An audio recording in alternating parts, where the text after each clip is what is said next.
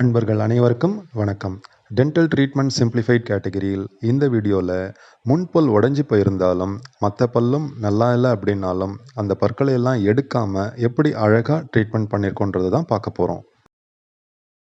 Patient வரும்போது இந்த முன்பல் உடஞ்சி போச்சுன்னு தான் நம்மக்கிட்ட ஃபஸ்ட்டு வராங்க. இருந்தாலும் மற்ற பல்லையும் என்னென்ன ப்ராப்ளம் இருக்குதுன்னு நம்ம பார்க்கலாம்.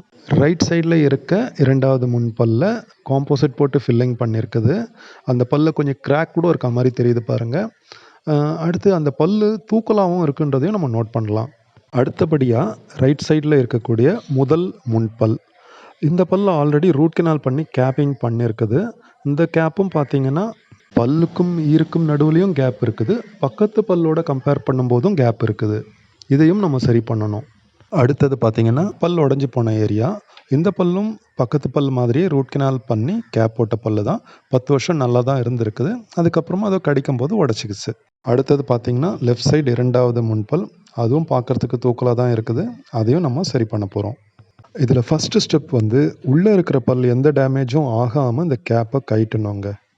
அதை செஞ்சு முடித்ததும் அடுத்து சைடாக இருக்க 2 பல்லையும் நம்ம ட்ரிம்மிங் பண்ணி அதுக்கு தேவையான ஷேப்பிங்கை நம்ம செய்யணுங்க.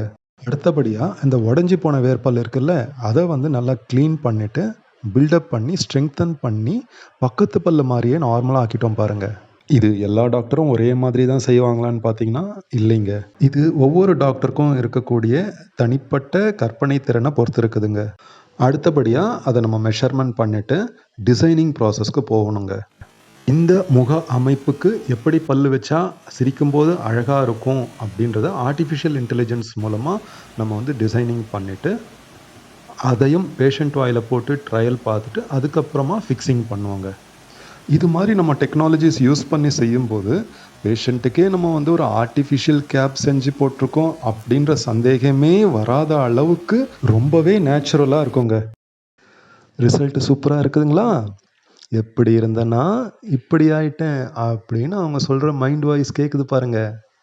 இந்த வீடியோ உங்களுக்கு பிடிச்சிருந்தா லைக் பண்ணுங்கள். மற்றவங்களுக்கும் உபயோகமாக இருக்கும்னு நினச்சிங்கன்னா ஷேர் பண்ணுங்கள்.